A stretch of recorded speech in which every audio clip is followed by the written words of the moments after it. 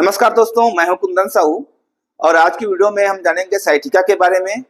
Sciatica क्या होता है, इसके क्या कारण होते हैं, क्या लक्षण होते हैं, कैसे इसका उपचार किया जाता है। तो सबसे पहले तो हम समझ लेते हैं कि साइटिका होता क्या है। हमारे शरीर में हमारे रीढ़ की हड्डी से एक नर्व, एक तंत्रिका निकला होता है जिसे सियाटिक नर्व बोलते हैं। यह हमारे रीढ़ के निचले भाग से, कमर के पास से निकला होता है और पूरे पैरों तक, पंजों तक यह फैला हुआ रहता है। तो यदि किसी कारण से इसमें इन्फ्लामेशन या प्रदाह हो जाए तो उसके कारण से पैरों में दर्द, झुनझुनापन, शून्यपन इत्यादि होता है, तो इस कंडीशन को हम साइटिका बोलते हैं। अब आइए जानते हैं साइटिका के कारण के बारे में। साइटिका का जो कारण है उसमें जो सबसे कॉमन कारण है वो है डिस्क हर्निया या स्लिप डिस्क। हमारा जो रीढ़ का हड्डी है वो अलग अलग छोटे छोटे हड्डियों के कतार से मिलकर बना हुआ होता है जिसे वर्टिब्रल कॉलम बोलते हैं।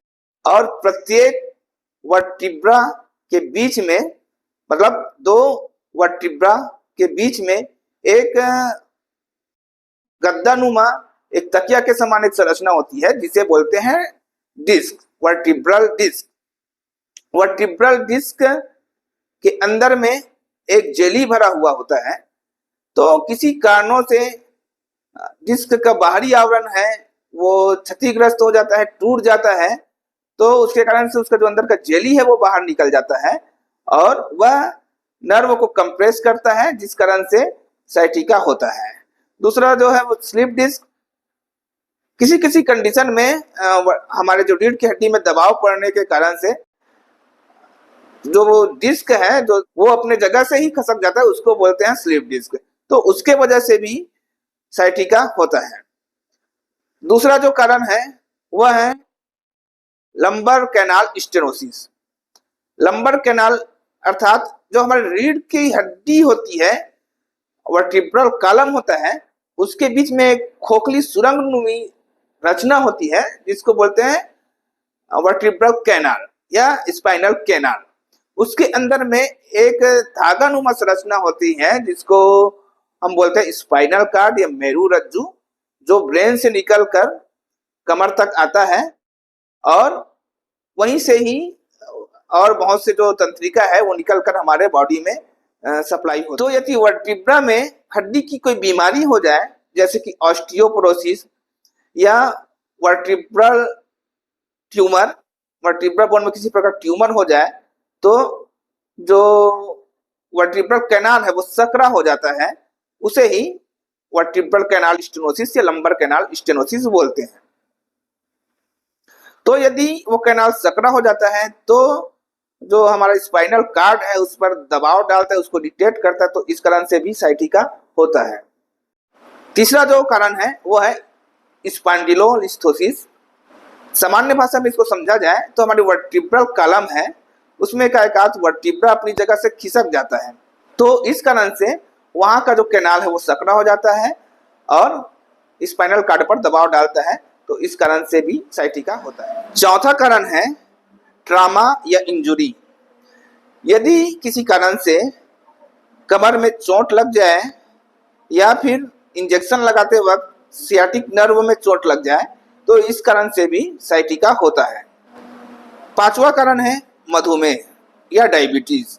हमारे शरीर में यदि शुगर की मात्रा अत्यधिक बढ़ जाए तो इसके कारण से भी नर्व डैमेज होता है और इसके वजह से भी साइटिका हो सकता है। अब आइए जानते हैं साइटिका के लक्षण के बारे में। तो सियाटिक नर्व जो होता है वो हमारे पूरे पैर को कंट्रोल करता है और वहां से जो सेंसेशन है उसको ब्रेन तक पहुंचाता है।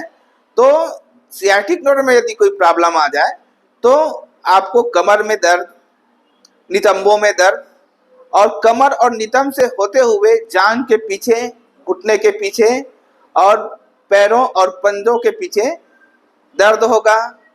पैरों में झुनझुनी होगी, चुभन होगी, पैर में चींटी चले जैसा या पिन चुभोने जैसा दर्द होगा और पैरों के मूवमेंट में परेशानी होगी। ये सारी परेशानियां या लक्षण साइटिका में होता है। अब आइए जानते हैं साइटिका के उपचार के बारे में। साइटिका का उपचार दवाइयाँ, physiotherapy, rest, exercises, acupressure, acupuncture, lumbar belt इत्यादि कई तरह से किया जाता है। साइटिका में जो दवाई चलती है उसमें तो पहला है एनाल्जेसिक।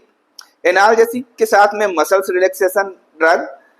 साइटिका की वजह से जो हमारे मसल्स उसमें ऐठन होता है तो उसको रिलैक्स करने के लिए मसल्स रिलैक्सेशन ड्रग दिया जाता है। ये दोनों दवाइयाँ कॉम्बिनेशन में भी आती है, जैसे कि फ्लेक्सान एमआर, डाइक्लोविन एमआर, पावरजेसिक एमआर इत्यादि अलग अलग ब्रांड की अलग अलग दवाइयाँ आती हैं। चूंकि नर्व में पेन होता है तो इसलिए नर्व पेन के लिए गाबापेंटिन या प्रेगाबोलिन, साथ में मिथाइल कोबालामिन की दवाई दी जाती है, जैसे कि गाबा एम, न्यूरोकाइन जी इत्यादि दवाइयाँ आती हैं। साथ में स्टेरॉइड जैसे कि प्रेडनिसोलॉन, मेथाइल प्रेडनिसोलॉन इत्यादि दवाई भी साथ में दी जाती है, जिससे बहुत अच्छा आराम होता है। इसके अलावा जब हम एनाल्जेसिक लेते हैं, ये सब दवाई लेते हैं, तो पेट में जलन न हो इसके लिए ओमेप्राजोल, पेंटोप्राजोल इत्यादि जो H2 ब्लॉकर्स है वो दवाइयाँ भी साथ में दी जाती हैं। इसके अलावा टॉपिकल एनाल्जेसिक जैसे कि डाइक्लोविन जेल, पावरजेसिक जेल, वोवेरान जेल इत्यादि जो जेल आती हैं या स्प्रे आती हैं उसको भी टॉपिकल यूज करने से दर्द में बहुत अच्छा आराम होता है। दवाइयों के साथ साथ डॉक्टर लंबर बेल्ट भी प्रिस्क्राइब करते हैं। एक तरह का बेल्ट होता है जिसको कमर में पहनना होता है, जिससे भी जो हमारी वर्टिब्रा है वो स्थायी रहता है और इससे भी जो साइटिका का दर्द है वो ठीक हो जाता है। दवाइयों और बेल्ट के अलावा फिजियोथेरेपी भी कराया जाता है। फिजियोथेरेपी में विशेष प्रकार की एक्सरसाइजेस कराई जाती है, जिससे भी जो साइटिका का दर्द है वो बहुत हद तक ठीक हो जाती है। साइटिका में एक्यूप्रेशर या एक्यूपंक्चर से भी बहुत अच्छा आराम मिलता है।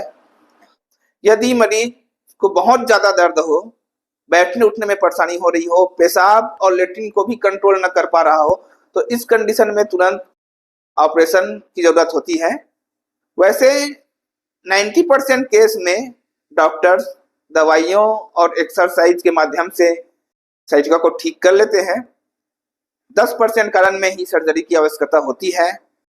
यदि आपको साइटिका हो तो घबराएं नहीं, आप किसी अच्छे से डॉक्टर जो उसके स्पेशलिस्ट हैं उसको दिखाएं और आप बिल्कुल 90% केस में दवाइयों से ठीक हो सकते हैं।